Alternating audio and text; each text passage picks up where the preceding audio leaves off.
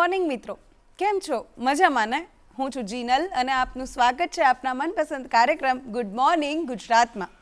હવે મિત્રો, આજના આપણા જે અતિથિ છે ને, એ ક્યાંક ને ક્યાંક કોઈ ને કોઈ રીતે તમારી સાથે જોડાયેલા છે. ક્યાં તો તમે એમને કોઈ વિડીયોમાં જોયા હશે, અથવા તો એમનું કોઈ પુસ્તક વાંચ્યું હશે, અથવા તો તમારા કોઈ મિત્રએ એમને કહેલી વાત કહી અને તમને પ્રેરણા આપી હશે. આપણા આજના જે અતિથિ છે ને, એ લાખો લોકોના પ્રેરણાનું ઝરણું બન્યા છે અને હજુ પણ બની રહ્યા છે. હવે એમની 2-3 વસ્તુઓ વિશે વાત કરું ને, તો એ 65 વર્ષની ઉંમરે પાયલોટ બન્યા છે. લાગીને નવાઈ વાત. કેવું થાય કે 60 પછી જનરલી બધા એમ કહે કે ભાઈ હવે તો અમારી જતી ઉંમર છે, હવે શું કરવાનું. પણ એવી ઉંમરે પણ આ જે વ્યક્તિ છે ને, એ અત્યારે પણ એકદમ યંગ છે અને જે કામ છે ને, એ જે કરે છે ને, યંગ લોકોને શરમાવે ને એવું છે. તો ચલો હવે વધારે સમય ના લેતા આપણે સ્વાગત કરીએ આપણા આજના અતિથિ ડૉક્ટર જીતેન્દ્ર અઢિયાનું. Thank you Jinal. નમસ્કાર સર, કેમ છો? મજામાં? બસ મજા. હવે સર, વાત એવી છે કે તમે ટ્રાન્સફોર્મેશન કોચ છો, રાઈટ? તમે તમારી જોડે જે વ્યક્તિ આવે એનું જીવન બદલી દો, બરોબર? પણ હવે અમે બધા હોય ને, તો અમારી સવાર કેવી હોય કે સવારમાં મારે અહીંયા આવવાનું હોય તો હું ભાગાદોડી કરતી હોઉં, ટિફિન બનાવતી હોઉં, આમ કરતી હોઉં. તો તમારી સવાર કેવી હોય છે? તમારી સવાર કયા થોટથી શરૂ થતી હોય છે? એના વિશે કહેજો. Very good.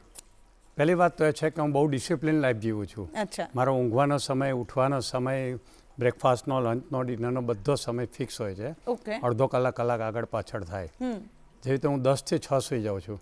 અચ્છા. 6 વાગે ઉઠી જાઉં ત્યારથી 3 થી 4 કલાક હું એક્સરસાઇઝ માટે કાઢું છું, મારી હેલ્થ માટે. વાવ. એમાં મેડિટેશન આવી જાય, પ્રાણાયામ આવી જાય, યોગાસન આવી જાય, જીમ આવી જાય, વોક આવી જાય, બધું આવી જાય.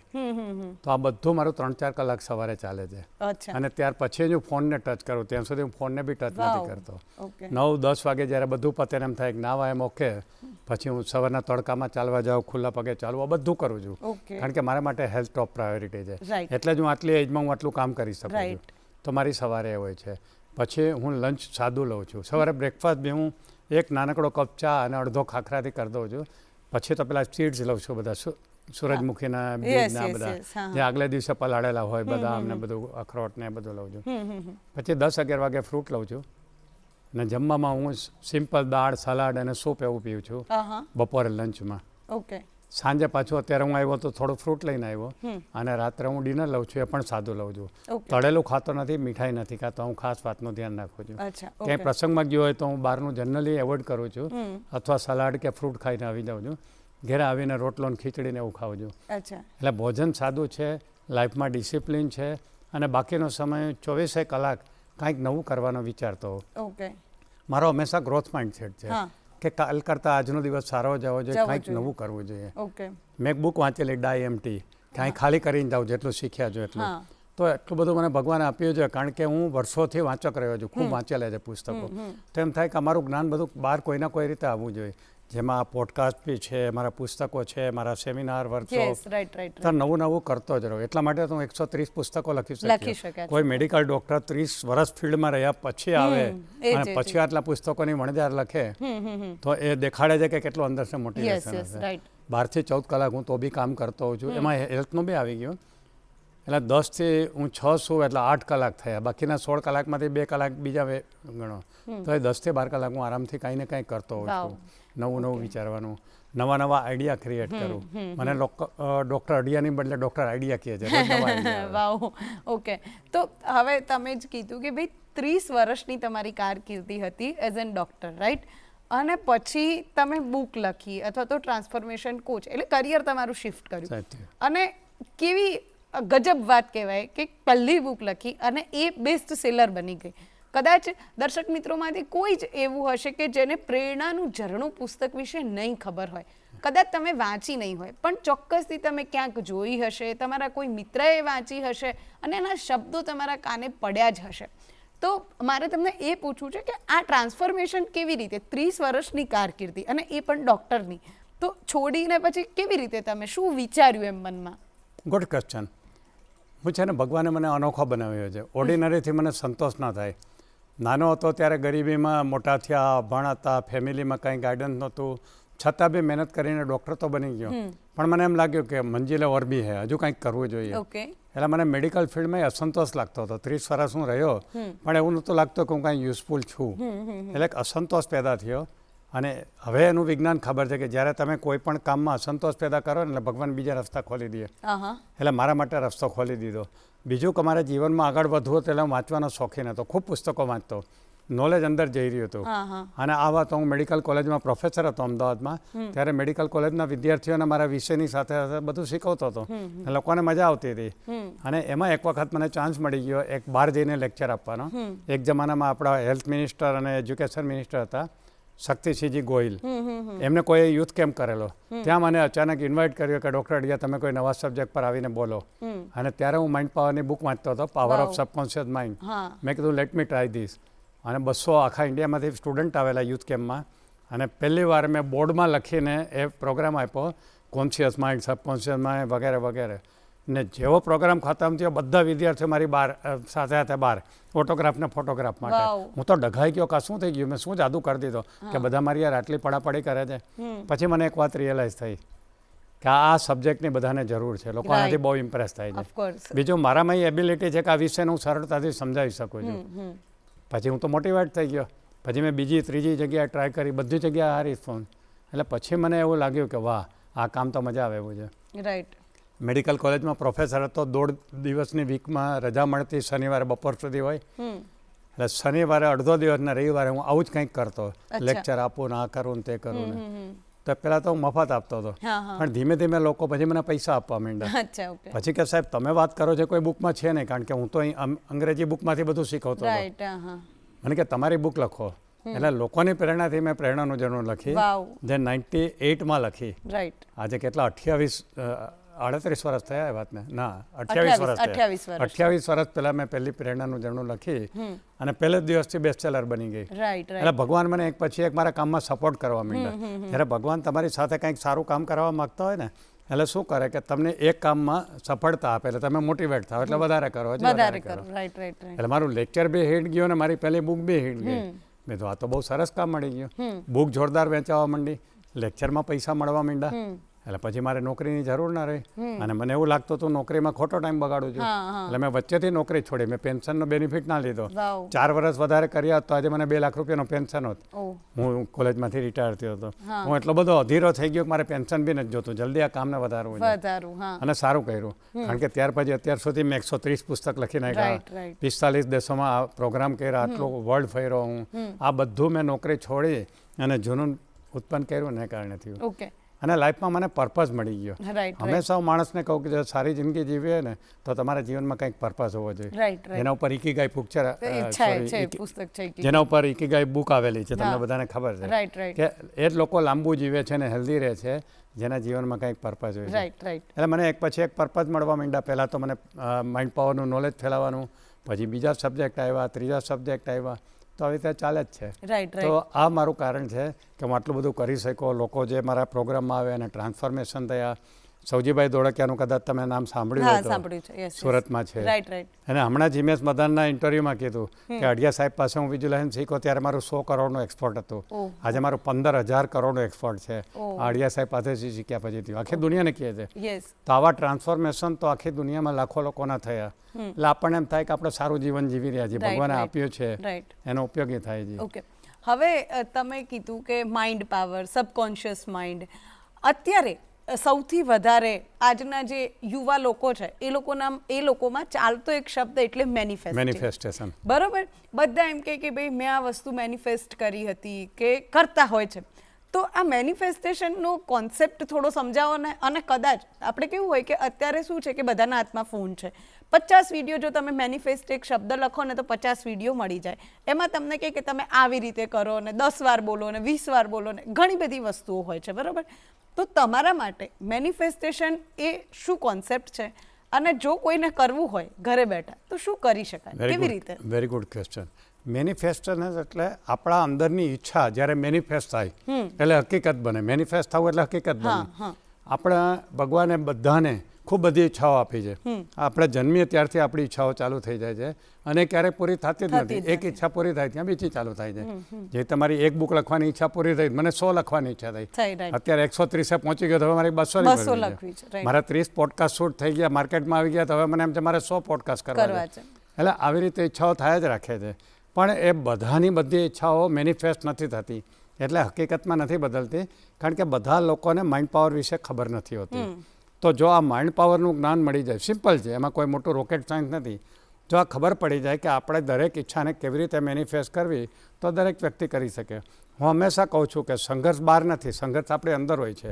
એ સંઘર્ષને તમે ટાળી દો, તમારા મનની શક્તિઓને ઓળખો, તો તમારી બધી જ ઈચ્છાઓ મેનિફેસ્ટ થાય. હવે માઇન્ડ પાવરનું મારું પુસ્તક ફેમસ થયું અને મારા પ્રોગ્રામો ફેમસ થયાનું કારણ આજથી 30 વર્ષ પહેલાં કોઈએ જાગ્રત મન અર્ધજાગ્રત મન વિશે સાંભળેલું નહીં. મારી પાસેથી પહેલી વાર લોકોએ સાંભળ્યું. લોકો પહેલાં ડાઉટ બી કરતા, કોઈ લોકો માનવા માંડ્યા અને કોઈ ડાઉટ કરવા માંડ્યા. અને ઘણા લોકોએ મને ચેલેન્જ બી કરી કે તમે ખોટું કરો છો અને તમે લોકોને શેક ચલી બનાવો છો. પણ મને વિશ્વાસ હતો કે એક દિવસ બધા રિયલાઇઝ કરતા. હવે દરેક વ્યક્તિ બોલે છે આના વિશે.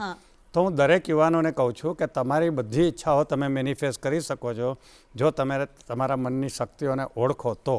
હવે મનની શક્તિઓની વાત કરીએ તો આપણે બધાએ નાનપણમાં અલાદીનના જાદુઈ ચિરાગની વાર્તા સાંભળી છે. અલાદીન નામનો માણસ હતો, એની પાસે એક જાદુઈ દીવો હતો, ઘસવાથી જીની પ્રગટ થતો હતો અને એ પૂછતો હતો હુકમ મેરે આકા. એટલે આકાની જે ઈચ્છાઓ હતી એ ઈચ્છાઓ એની મેનિફેસ્ટ થતી હતી, પૂરી થતી હતી. એ વાર્તામાં અલાદીનની 3 જ ઈચ્છા હતી, પણ આપણી તો 300 ઈચ્છા હોય છે. તો આપણે પણ એવો ચિરાગ જોઈએ. તો એ ખરેખર કહાની આપણી પોતાની જ છે. એમાં જે અલાદીનના જાદુઈ ચિરાગની વાત કરી છે, આપણું દિમાગ એટલે કે બ્રેઇન છે. અને એમાં જે અલાદીન છે એ આપણો જાગ્રત મન છે અને અર્ધ જાગ્રત મન છે આપણું જીની છે. હવે આ કહાનીને આપણે સમજી લઈએ, આ ચિરાગને ઘસતા શીખી જાય અને જીનીને જગાડીને ઓર્ડર આપતા શીખી જાય, તો આપણા જીવનમાં બધું મેનિફેસ્ટ થાય. મારા જીવનમાં મેં ધાર્યું નથી વધારે જ બધું મેનિફેસ્ટ થયું છે. એટલે હું એ જ શીખું છું.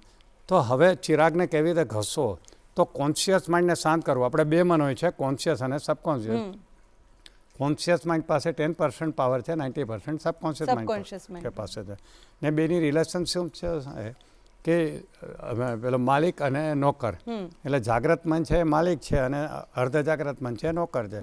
માલિકે તો ખાલી નોકરને ઓર્ડર આપવાના છે, પણ કેવી રીતે આપવા અને શું આપવા એ ખબર હોવી જોઈએ. તો આપણે ચિરાગને ઘસવો એટલે કે જાગ્રત મનને શાંત કરવું, એટલે કે આપણે મેડિટેશન કરવું અથવા રિલેક્સેશન કરવું. એટલે જાગ્રત મન શાંત થઈ જાય અને ત્યાર પછી એને ઓર્ડર આપવાના. જ્યારે આપણે જાગ્રત મનને શાંત કરીએ ત્યારે આપણો જીની જાગી જાય. એટલે રિલેક્સેશન અને મેડિટેશન છે એ ચિરાગ ઘસવાની વાત છે. અને જીની જાગે એટલે subconscious mind which is A sleeping giant, એક આપણી અંદર સૂતેલો મહામાનવ છે, એ એક્ટિવેટ થાય પછી એને ઓર્ડર આપવાના. હવે ઓર્ડર આપવાની 5 ભાષા છે, પણ 2 મુખ્ય ભાષા છે, વિઝ્યુલાઇઝેશન અને એફર્મેશન. કલ્પનાની ભાષા એટલે કે ચિત્રોની ભાષા અને શબ્દોની ભાષા. આપણે કલ્પવૃક્ષની બી વાર્તા સાંભળી છે, એ પણ મનની જ વાત છે. કલ્પના એટલે વિઝ્યુલાઇઝેશન. તો જો તમે આ કોન્શિયસ માઇન્ડને શાંત કરી તમારા અર્ધ જાગ્રત મનને જગાડી અને આ 2માંથી કોઈ એક ભાષા અથવા બંને ભાષામાં તમે ઓર્ડર આપવાનું ચાલુ કરો, એટલે તમારો જીની તમને એના માટે કામે લાગી જાય અને તમારા જીવનમાં બધું મેનિફેસ્ટ થાય. બહુ સિમ્પલ વાત છે. તો વિઝ્યુલાઇઝેશન એટલે શું? આમ શાંતિથી બેસી શરીરને ઢીલું કરી અને વિચારોને શાંત કરીએ, રિલેક્સેશન કરી, એટલે કે આપણી અંદર ઉતરી જાય, એટલે એ રિલેક્સેશનની અવસ્થા થઈ જાય, જેને યોગ નિદ્રા અથવા આલ્ફા સ્ટેટ કહેવાય છે. અને પછી આપણે અહીંયા કપાળ ઉપર ભગવાને આપણને એક સ્ક્રીન આપેલો છે, જ્યાં આપણે માનસ ચિત્રો જોવાના, મેન્ટલ સ્ક્રીન પર મેન્ટલ પિક્ચર જોવાના. શેના જોવાના? કે આપણી જે ઈચ્છા છે એ પૂરી થઈ ગઈ છે, આપણે જે ઈચ્છીએ છીએ આપણા જીવનમાં બની ગયું છે, એવું વિઝ્યુલાઇઝેશન કરવાનું. અને પછી થોડી વાર પછી આંખ ખોલી દેવાની. આ એક થઈ ચિત્રોની ભાષા. બીજી શબ્દોની ભાષા, જેને એફર્મેશન અથવા તો સેલ્ફ સજેશન કહો છો, સ્વસૂચન. એટલે દાખલા તરીકે તમારે મર્સિડીઝ જોઈએ છે, તો બહુ જલ્દીથી મારી તરફ મર્સિડીઝ આવી રહી છે, મારી તરફ મર્સિડીઝ આવી રહી છે, એવું બોલો અને લખતા જાઓ. એટલે એ એફર્મેશનની પણ એક ભાષા છે. અને આમ તો ઘણી બધી ભાષા છે, એમાં એક હજુ વધારાની ભાષા જે પાવરફુલ છે, ફિલિંગ. તમારે ફીલ કરવાનું કે ઓલરેડી તમારા જીવનમાં મેનિફેસ્ટ થઈ ગયું છે, તમારી મર્સિડીઝ આવી ગઈ છે, તમને અમેરિકાનું ગ્રીન કાર્ડ મળી ગયું છે, તમને કોઈ પર્ટિક્યુલર જોબ કે તમારો લાઈફ પાર્ટનર મળી ગયો છે. આવું વિઝ્યુલાઇઝ કરતાં કરતાં ફીલ કરવાનું. જેટલું ફિલિંગ સાથે જોશો ને એટલું જલ્દી રિઝલ્ટ મળશે. તો આખી આ બધી ક્રિયા છે જે લોકો સમજી જાય તો થાય છે. મારે એક વખત પરદેશ જવું હતું, 50 વખત ગયો. મેં જેટલા પૈસા કમાવા હતા એનાથી 10 ગણા કમાણો. આમ અનબિલિવેબલ. આ પાયલોટ બનવાનું થયું એ પણ મેનિફેસ્ટેશન હતું, જે મારી નાનપણમાં ઈચ્છા હતી ક્યારેક પાયલોટ બનવાની. એટલે મેનિફેસ્ટેશન એ સાચો વર્ડ છે, એક આખું સાયન્સ છે, એને શીખવું જરૂરી છે. આપણા બધા યુવાનોને આપણે શીખવવાનું છે કે તમે મેનિફેસ્ટ કરી શકો છો, પણ વિજ્ઞાનને સરસ રીતે સમજીને ઉતાવળા નહીં થાવ, વ્યવસ્થિત રીતે કરો. બસ હવે બસ આ જ ક્વેશ્ચનનો સબ ક્વેશ્ચન છે મારી જોડે કે ક્યાં સુધી કરવાનું એમ. લગભગ જનરલી એવું હોય કે ધીરજ નથી હોતી આપણામાં, કે કોઈ 10 દિવસ કરે કે 20 દિવસ કરે પછી એમ કે બે થતું જ નથી. તો એ મને ખાલી જવાબ સિમ્પલ જવાબ છે, જ્યાં સુધી ન મળે ત્યાં સુધી સિમ્પલ જવાબ છે. બીજી વાત કરું, જુઓ, there is never a illogical goal, it is a illogical time. અચ્છા. આપણા દેશમાં એવા એક્ઝામ્પલ છે કે રેલવે સ્ટેશન પર ચા વેચવાવાળો પ્રાઇમ મિનિસ્ટર બની શકે, એક માછીમારનો દીકરો એક મિસાઇલ મેનને ઇન્ડિયાનો પ્રેસિડેન્ટ બની શકો, એક ભજીયા વેચવાવાળો અંબાણી બની શકે. એટલે બધું પોસિબલ તો છે જ, આપણી સામે બધા એક્ઝામ્પલ છે. પણ એ લોકો જે રીતે બન્યા છે, તો તમે સ્ટડી કરી લો તો તમે બની શકો. અને ઓવરનાઇટ નથી બન્યા. ટાઈમ એટલે it is never illogical goal, it is always illogical time. આપણે આજે સાયકલ આપણી પાસે નથી ને એમ કંઈક 1 મહિના પછી મર્સિડીઝ આવે તો ના આવે. મારી પહેલી કાર મર્સિડીઝ હતી, પણ મેં વિઝ્યુલાઇઝ કર્યા પછી મને 20 વર્ષ પછી મળી. મેં 1965માં વિઝ્યુલાઇઝ કરેલી ને મને 85માં મેં મારી મર્સિડીઝ લીધી. તો બધાને બધું મળે, પણ એ જેટલો મોટો તમારી હકીકતમાં અને સપનામાં મોટો ગેપ, એટલો ટાઈમ વધારે. લોકો એ સમજતા નથી, સમજ્યા? એટલે ગેપ પ્રમાણે તમારે હોવું જોઈએ. બીજું બિલીફ સિસ્ટમ હોય છે. તમારી બિલીફ જ ના હોય, તમે સરકારી નોકરી કરતા હો અને મર્સિડીઝને વિઝ્યુલાઇઝ કરો તો અંદરથી તમને અવાજ આવે કે સરકારી નોકરીનો પગાર લઈને મર્સિડીઝ ક્યાંથી આવે. એટલે બિલીફ તમને રોકે. એટલે ઓલવેઝ કાંઈ બી મેનિફેસ્ટ કરવામાં બિલીફનો સપોર્ટ હોવો જરૂરી છે. એટલે ઘણા બધા કારણો છે કે લોકો આમાં ફેલ જાય ને ફ્રસ્ટ્રેટ થાય છે. પણ યુવાનોને હું હંમેશા કહું છું કે વિશ્વાસ કરો, આ સાયન્સ કામ કરે છે. મારા જીવનમાં બન્યું છે, લાખો લોકોના જીવનમાં બન્યું છે. ખાલી તમારે સરખી રીતે સમજીને એનો ઉપયોગ કરવાનો છે. હું મારા પ્રોગ્રામમાં એક ચાઇનીઝ બાંબુની કહાની કહું છું. ચાઇનાનું એક વાંસનું ઝાડ આવે, એને તમે જમીનમાં રોપો ને એટલે 4 વર્ષ સુધી એટલું ને એટલું હોય, અને 4 વર્ષ પછી વધવાનું ચાલુ થાય, 5મા વર્ષે 80 ફૂટ વધી જાય. એટલે હંમેશા એમને કહું કે જ્યારે તમને ફ્રસ્ટ્રેશન આવે ને ત્યારે ચાઇનીઝ બાંબુ એ 4 વર્ષ સુધી શું કરે, એ મૂળિયા જમીનમાં નાખે છે અને પછી એનો ગ્રોથ થાય છે. એમ એવું બની શકે કે તમારું લેટ થાય, પણ જો ઉતાવળા થાવ, વિશ્વાસ ગુમાવી દો અને પ્રોસિજર છોડી દો તો કાંઈ ના થાય. આ ઘણાને થાય છે. તમારો બહુ વેલિડ ક્વેશ્ચન, મારી પાસે આવે છે લોકો એવા. રાઈટ.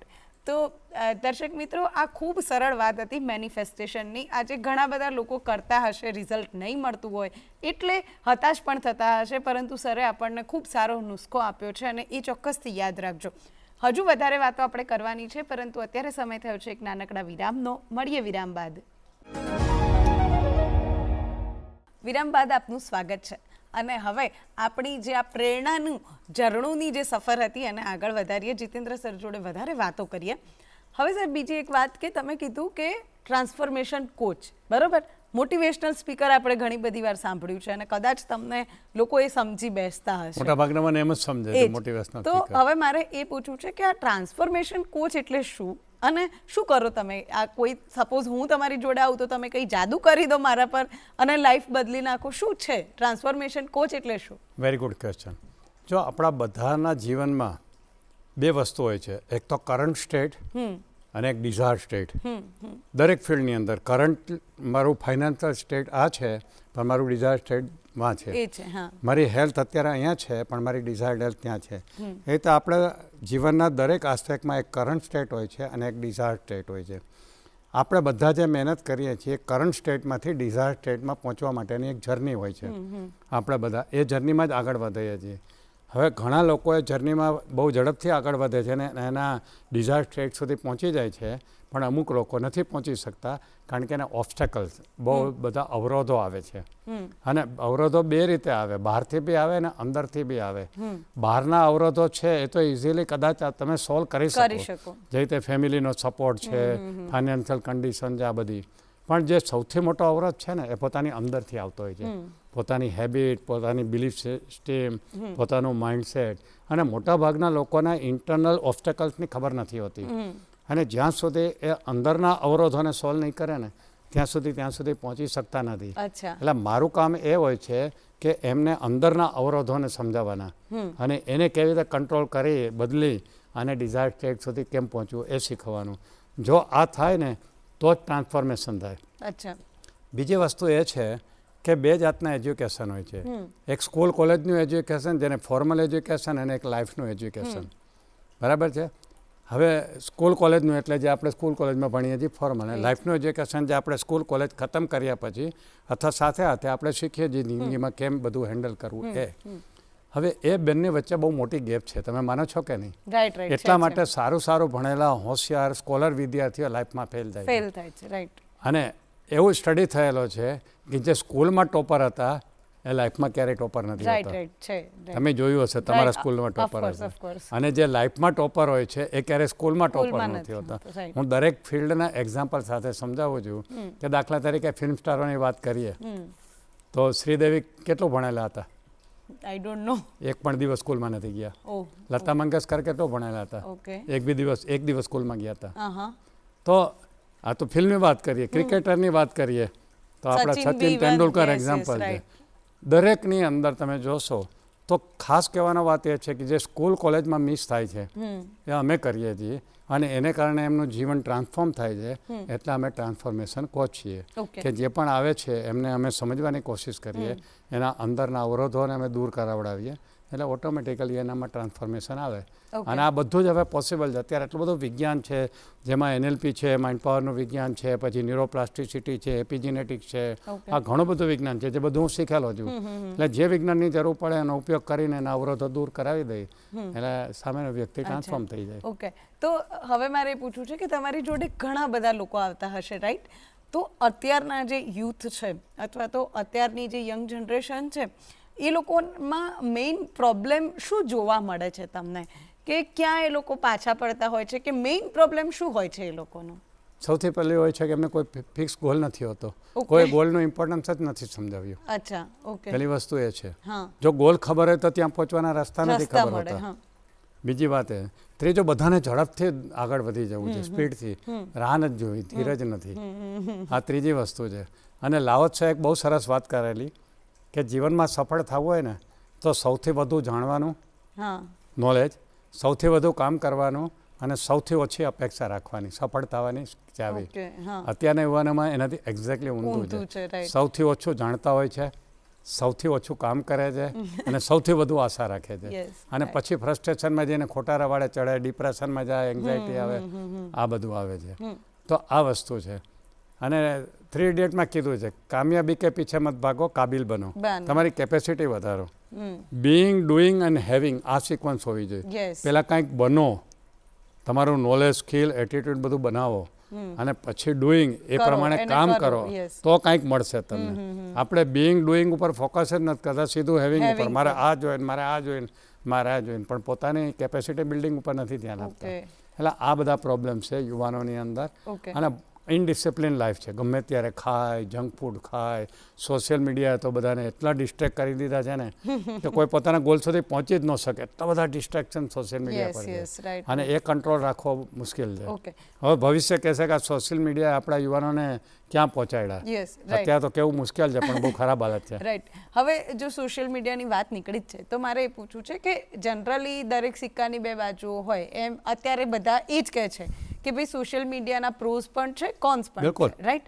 તો સોશિયલ મીડિયાની મેન્ટલ હેલ્થ પર કેટલી અસર થઈ છે? અત્યારે તમે જે યુવાનોને મળતા હો અથવા તો ઇવન એજેડ બી, અત્યારે ઘણીવાર એવું જોવા મળે કે ભાઈ ઘરમાં જે છોકરાઓ હોય ને, યંગ હોય ને, એ મા બાપને કહેતા હોય કે મમ્મી ફોન મૂકી દે, ક્યારની તું જોઈ રહી છે એમ. તો એ જે વસ્તુ છે સોશિયલ મીડિયાની લોકોના મગજ પર શું અસર થઈ છે? નહીં, ડિપેન્ડ કરે છે કે તમે એનો કેવી રીતે ઉપયોગ કરો છો. દાખલા તરીકે હું બી સોશિયલ મીડિયા વાપરું છું. પહેલી વાત તો લિમિટમાં વાપરું છું, 1-2 કલાક. અને એમાં બી હું યુટ્યુબ પર મારા પસંદગીના વિડીયો જોતો હોઉં છું અથવા મ્યુઝિક સાંભળતો હોઉં છું. આ બે જ વસ્તુ કરતો હોઉં છું. હું રીલ જોવામાં કે કોઈની જીવનમાં શું બન્યું, હું ફેસબુક પર મારા 60,000 ફોલોઅર છે પણ હું ક્યારેય ખોલતો નથી, મારી ટીમ ખોલે છે. ઇન્સ્ટા પર મારા ફોલોઅર છે બધી જગ્યાએ, પણ હું એમાં બહુ ટાઈમ નથી આપી શકતો, કોઈને રિપ્લાય બી નથી કરી શકતો, કારણ કે મને એમ લાગે છે કે એના કરતાં હું બીજું સારું કામ કરી શકું, એટલે નથી કરી શકતો. એટલે તમે કેવી રીતે વાપરો છો એ વધારે ઇમ્પોર્ટન્ટ છે. શું જુઓ છો એમાં એ વધારે ઇમ્પોર્ટન્ટ. ખાલી ટાઈમ પાસ માટે ઉપયોગ કરતા હોય તો નુકસાન કરશે. તમારી જાતને અપગ્રેડ કરવા માટે કરતા હોય તો એ ફાયદો બી કરશે. મારા આટલા બધા પોડકાસ્ટ છે જો જે જોવે છે એની લાઈફ એમનામાં ટ્રાન્સફોર્મ થઈ જાય એક પૈસાના ખર્ચ વગર. એટલે એ તમે કેમ ઉપયોગ કરો છો. બીજું આજે જ મેં કોઈની જોક સાંભળી કે આવનારી માતાઓ એના છોકરાને કેવા ટોન્ટ મારશે કે તને મોટો કરવામાં મેં રોજ 6 કલાક હું ઓફલાઈન હતી અને તને મોટો કર્યો ને તારું આ રિઝલ્ટ એમ આટલો મોટો સેક્રિફાઈસ કર્યો હું 6 કલાક ઓફલાઈન રહી તારે કારણે. ઓકે, તો હવે મારે પૂછવું છે કે તમારી જોડે કોઈ આવતું હોય તો એવા કોઈ કેસીસ કે એવા કોઈ લોકો ખરા કે સોશિયલ મીડિયાના કારણે એમના મગજ પર વધારે પ્રોબ્લેમ થઈ ગયો અથવા તો એમને શું કહેવાય આપણે કહીએ ને લેફ્ટ આઉટ ફીલ થતું હોય, ફોમો અત્યારે એક બહુ ફિયર ઓફ મિસિંગ આઉટ આ બહુ પ્રચલિત છે, તો એવા કોઈ ખરા? તો હવે સપોઝ કોઈને એવું હોય જેમ કે મને જ હોય કે ભાઈ મને ફોમો બહુ હોય કે હું રીલ નહીં જોઉં તો રહી જઈશ કે અપડેટ નહીં થાવ, તો એવું કદાચ થતું હોય તો શું કરવું જોઈએ? પહેલી વાત તો છે ને આપણે આપણી જાત સાથે જ કમ્પેર કરવું જોઈએ. આમાં પ્રોબ્લેમ હોય છે કે આપણે બીજાની જાત સાથે કમ્પેર કરીએ છીએ. મારા ઘણા સ્ટુડન્ટ છે મારા કરતાં 10 ગણા ફોલોઅર ને સબસ્ક્રાઈબર છે તોય મને કંઈ ફરક નથી પડતો, કારણ કે અલ્ટિમેટલી તો મારી હેપીનેસ પેલું છે ને કે હું એના કરતાં કેટલો હેપી છું, તો હું હેપીનેસને કમ્પેર કરું છું કે એના કરતાં હું કેટલો સેટિસ્ફાઈડ ને હેપીનેસ છું એના પર મારા કરતાં વધારે સબસ્ક્રાઈબર રહ્યા કે ફોલોઅર રહ્યા, તો એ રીતે તમે કમ્પેર કરો ને તો ના થાય. પણ અત્યારે તો આ ફોર્મમાં એમ થાય છે કે હું બીજા કરતાં કેમ વધારે સારું દેખાવાની ટ્રાય કરું એના ઉપર છે અને એને કારણે આ બધા કોમ્પ્લિકેશન થાય છે. આજે જ મેં ક્યાંક જોક સાંભળ્યો હતો, હું બહુ બધું યુટ્યુબ પર જોક સાંભળતો હોઉં છું કે એક ભાઈ રોજ નવી ગાડીઓ સાથે ફોટા પડાવીને મૂકતો હતો એના પેલા ઇન્સ્ટા પર ને એના ઉપર, પછી ખબર પડી કે પાર્કિંગમાં ચોકીદાર હતો પેલામાં, નવી ગાડીઓ હોય ને એની સાથે ફોટા પડાવી એટલે આવું દેખાડો કરવાના હોય તો હવે એની મેન્ટલ હાલત શું હોય એમ. રાઈટ. ઓકે, હવે મારે તમારી પર્સનલ લાઈફ વિશે થોડું પૂછવું છે કે તમે આટલા બધા લોકોનું ટ્રાન્સફોર્મેશન કરો છો પણ તમારા જીવનમાં એવો કોઈ બનાવ બન્યો હોય કે એવો કોઈ ઇન્સિડન્ટ હોય જેનાથી તમારી લાઈફ ટ્રાન્સફોર્મ થઈ હોય? બધા જ ઇન્સિડન્ટ મારા તો એવા જ થયા છે. એવા એકાદ પહેલા દિવસથી કહું કે હું જ્યારે ભણવામાં હોશિયાર નહોતો, મને કોઈ એમ નહોતો, ત્યારે મેં હિમાલય કી ગોદ મેં પિક્ચર જોયું હતું. અચ્છા, ઓકે. ડૉક્ટર બનવાનું મને મોટિવેશન આવ્યું, ત્યારથી મારું ભણવાની જર્ની શરૂ થઈ અને હું ડૉક્ટર બન્યો. ડૉક્ટર બન્યા પછી મારે પૈસા કમાવાની ઈચ્છા થઈ તો પછી હું સાઉદી અરેબિયા ગયો, 10 ગણો મારો પગાર થઈ ગયો તો હું ત્યાં જઈને ધનવાન બન્યો. ત્યાંથી પાછો આવીને મેડિકલ કોલેજમાં જોઈન થયો અને પછી આ મારું ટ્રેનર બનીને મારું ટ્રાન્સફોર્મેશન આવ્યું. તો આવી રીતે એક પછી એક મારે ટ્રાન્સફોર્મેશન આવે છે. પ્રેરણાનું ઝરણું બેસ્ટ સેલર બન્યા પછી પાછું ટ્રાન્સફોર્મેશન થઈ ગયું.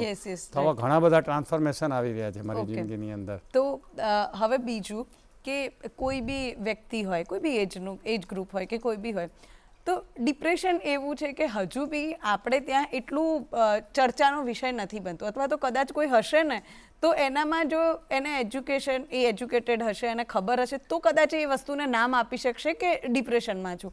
બાકી ઘણા લોકો એવા હશે કે એમને પોતાને ખબર પણ નહીં હોય કે એ ડિપ્રેશનથી સફર કરી રહ્યા છે.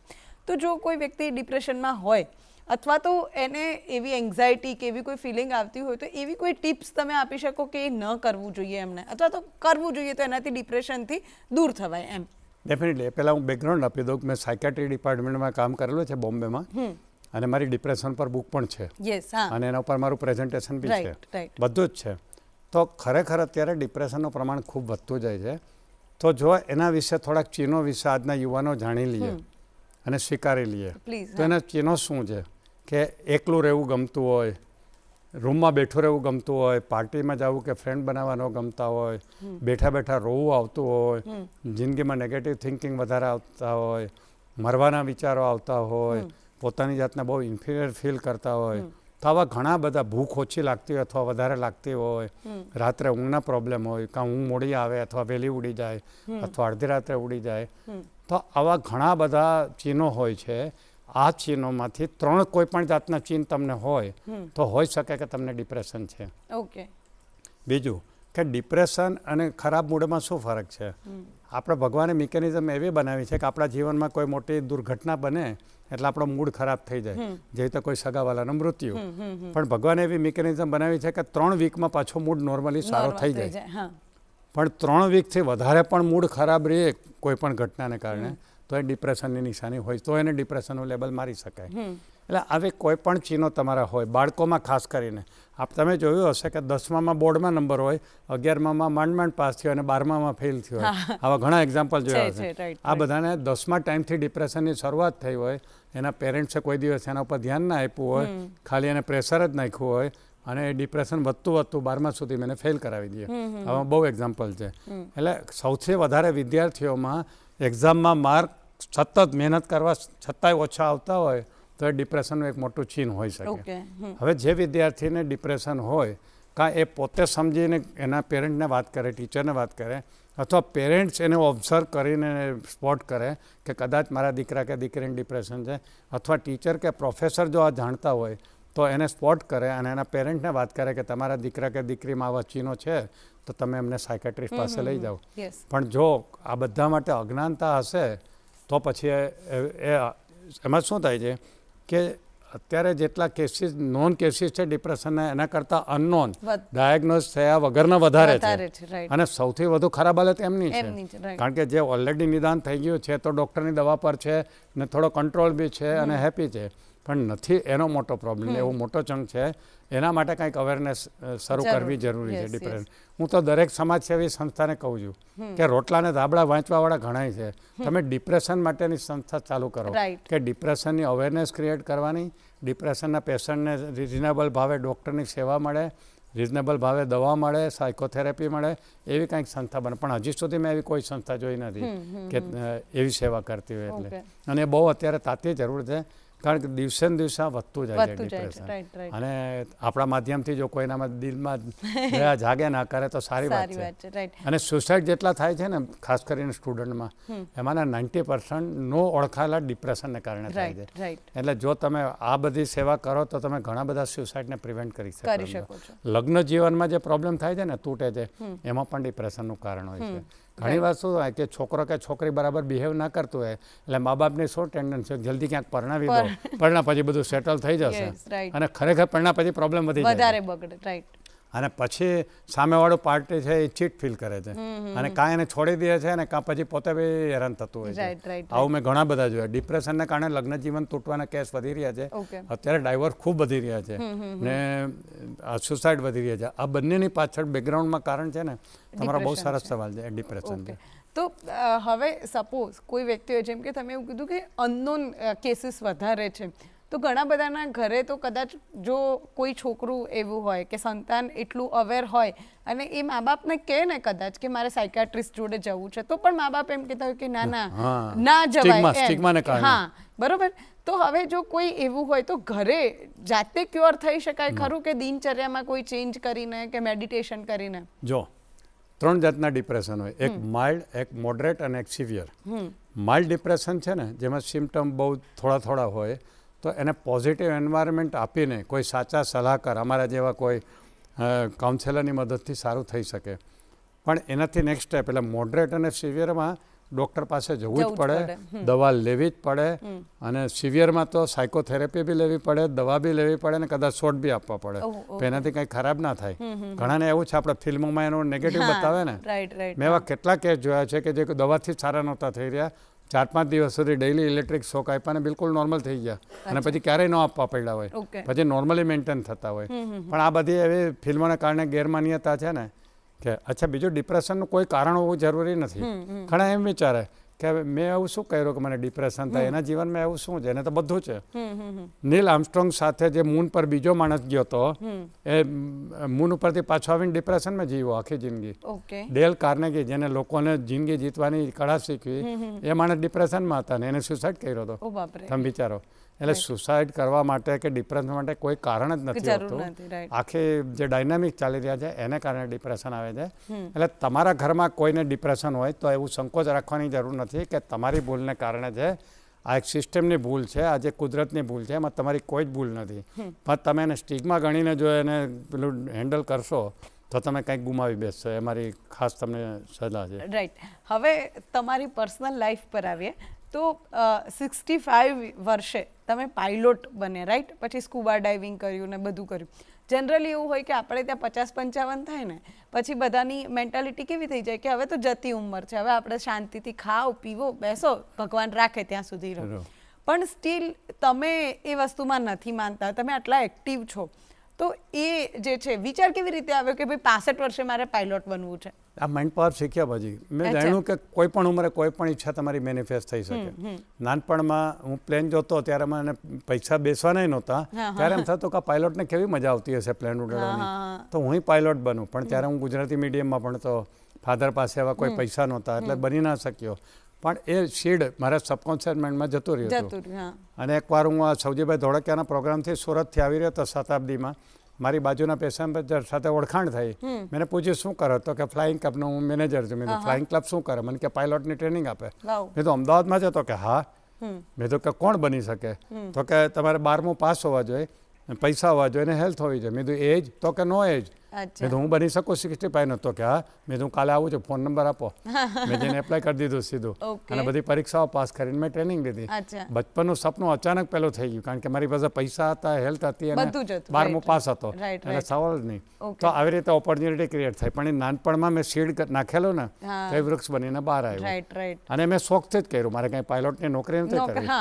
મને ઓલી થ્રિલ કિક જોઈએ ને, આજકાલ બધા કિક સ્પોર્ટ્સમાં કિક મળે ને, એવી રીતે તો મેં ખાલી કિક માટે જ કર્યું. અને મજા આવતી, એકલા પ્લેન ઉડાડીને લઈને ફરતા હોય ને, એ મજા જુદી છે. એવી રીતે સ્કાય ડાઇવિંગ કર્યું અમેરિકાની અંદર. હમણાં મેં 72 યર્સ બધા જ એડવેન્ચર સ્પોર્ટ કર્યા છે. તો એ જે સ્કાય ડાઇવિંગ કરવાનું અથવા તો સ્કૂબા ડાઇવિંગ કે કોઈ બી આવા એડવેન્ચરસ સ્પોર્ટ્સ છે, એમાં કેવું હોય કે યંગ હોય ને, ઇવન હું મારી વાત કરું ને તો મને પણ બીક લાગે કે યાર પડી વળી જઈશું ને તો પાછું લેવાના દેવા થઈ જશે. તો આ વસ્તુ જે છે, આ ઉંમરે તમે 72 સ્કાય ડાઇવિંગ કરવાની જે હિંમત અથવા તો જે જુનૂન લાવો છો, એના પાછળનું શું રીઝન છે? એમાં તો છે ને કોન્ફિડન્સ મને નાનપણથી જ હતો, એટલે મને ડર પહેલેથી જ નહોતો. કૂતરા હારે રમતા એટલે એવું કંઈ કૂતરાનો ડર નહીં, કોઈ નહીં. આ બધું કર્યું. મેં નાઇલ નદીના ઓરિજિન જ્યાં થાય છે યુગાન્ડામાં, ત્યાં મેં રિવર રાફ્ટિંગ કર્યું, જે ગ્રેડ 4નું કહેવાય. ગ્રેડ 4 એટલે બહુ ડેન્જરસ કહેવાય. ત્યારે બી હું 65 નો જ હતો, અને પેલો ઇન્સ્ટ્રક્ટર મને લેવા તૈયાર નહોતો. મેં લખીને આપ્યું કે મારી જવાબદારી, કારણ કે 2-3 વખત બોટ ઊંધી પડી, અને ત્યાં ક્રોકોડાઇલ છે નાઇલ રિવરમાં. ત્યાં મેં આ રિવર રાફ્ટિંગ બી કર્યું હતું. એટલે મને આવો કોઈ ડર, મરવાનો ડર જ નથી, કારણ કે નાનપણથી એવી જ રફ એન્ડ ટફ લાઈફ હતી, ડર નહોતો. અને નાનપણમાં હું કાંઈ નહોતો કરી શક્યો. પેલું ગિલ્લી દંડા રમવાનું ને એવું જ હતું, કારણ કે ગરીબ ઘરમાં પેલું થયું.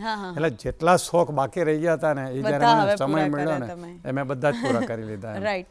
તો હવે બીજું મારે પૂછવું છે કે તમે એવું કીધું કે તમે 4 વર્ષ જો જોબ કરી હોત તો કદાચ તમને પેન્શન મળ્યું હોત ક્યાં, તો બધા સપના પૂરા કરવામાં કે બધી જ વસ્તુમાં ફાઇનાન્શિયલ જે આપણી સ્ટેબિલિટી છે એ પણ ખૂબ જરૂરી છે, રાઈટ? તો એ જે તમારા અંદર હિંમત હતી એ કેવી રીતે આવી? તમને 2 મિનિટ આમ એવું ના થયું કે યાર આટલું પેન્શન મળે છે તો લાઈને 4 વર્ષ કરી દઉં, પછી બુક લખીશ કે પછી આ કરીશ? તો એ વખતે થોટ પ્રોસેસ શું હતી? તેનો સફળતાના નશામાં હતો. પ્રેરણાનો જણું એકદમ હાઈટ ઉપર હતું, ડિમાન્ડ મારી ખૂબ હતી.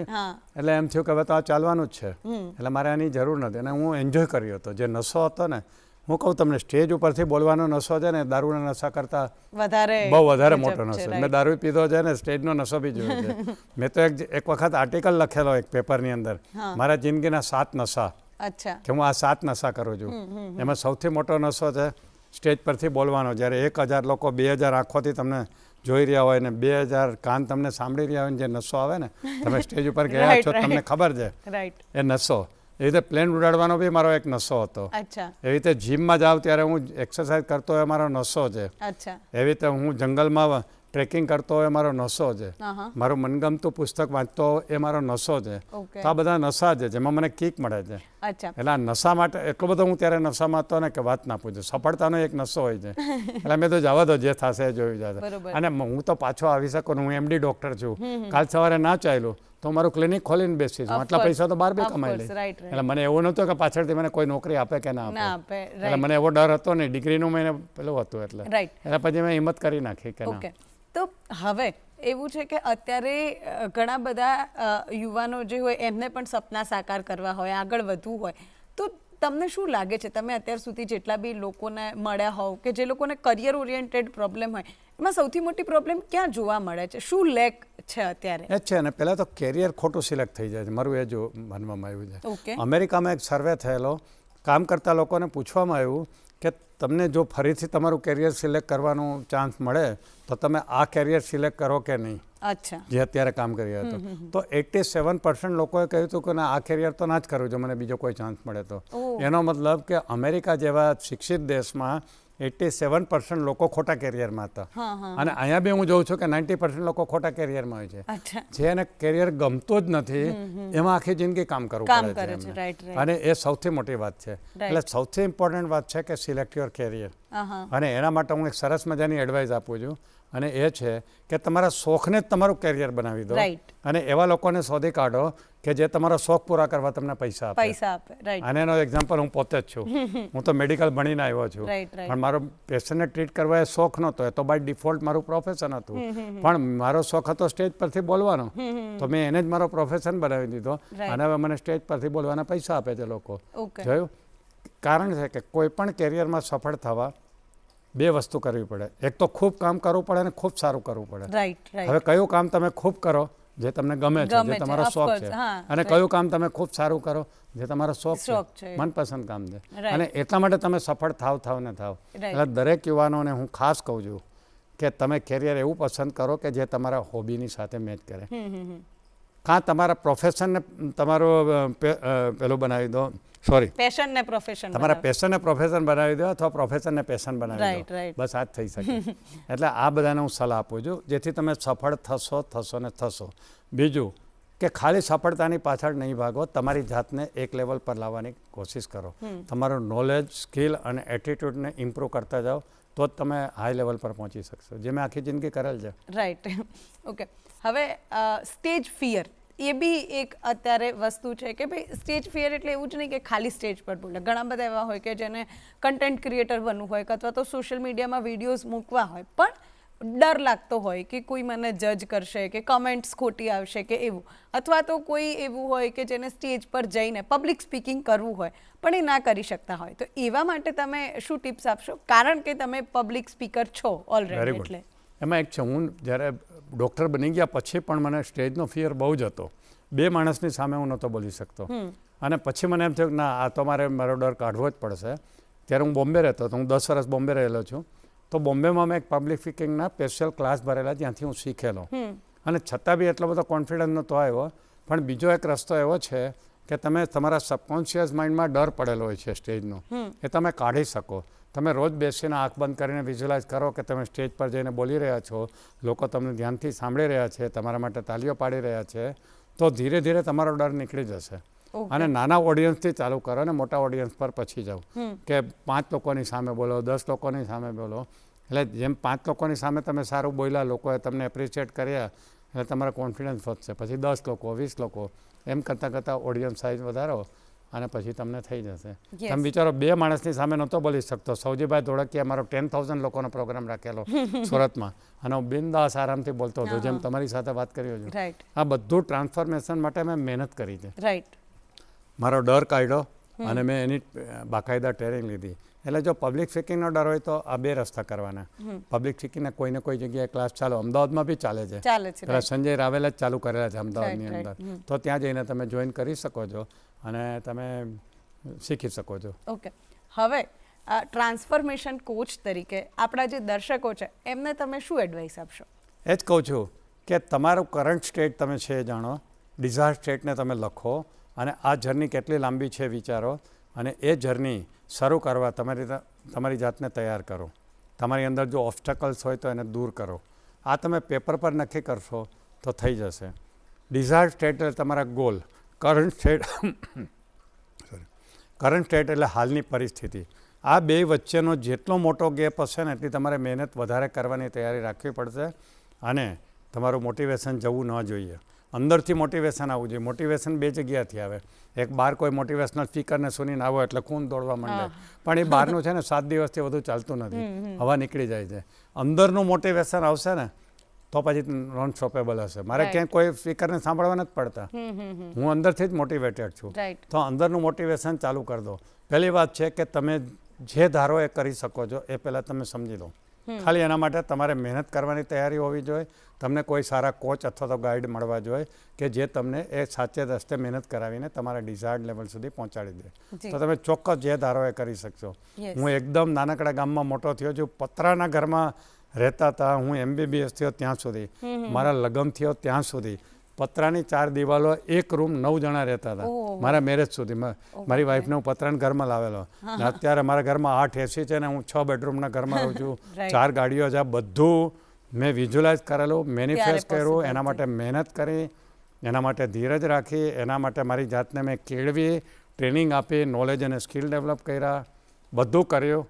મને સારા માર્ગદર્શકો પણ મળ્યા અને અત્યારે હું અહીં પહોંચ્યો છું. તો જે મારી સાથે થયું બધું તમારી સાથે થઈ શકે. ખાલી તમારે બધું સમજવાની જરૂર છે. યસ. તો દર્શક મિત્રો, આજે આપણે જીતેન્દ્ર સર જોડે ઘણી બધી વાતો કરી અને એ વાતો પરથી આપણે જો એનો નિષ્કર્ષ નીકાળીએ ને તો વાત એટલી છે કે બધું તમારા હાથમાં છે. તમે ધારો એ કરી શકો. બસ તમારે 2 વસ્તુની જરૂર છે, મેનિફેસ્ટેશન અને મહેનત. જો મેનિફેસ્ટ કરશો અને મહેનત કરશો તો પણ કદાચ કંઈ નહીં મળે. મેનિફેસ્ટ કરશો અને મહેનત નહીં કરો તો પણ કદાચ કંઈ નહીં મળે. એટલે જો સપનું જુઓ છો તો મહેનત કરવાની પણ તમારી તૈયારી હોવી જોઈએ. ખૂબ ખૂબ આભાર સર તમારો. આજે ઘણી બધી ટિપ્સ તમે આપી છે જે મને તો યુઝફુલ થશે, પરંતુ આપણા જે દર્શકો છે એમને પણ યુઝફુલ થવાની છે.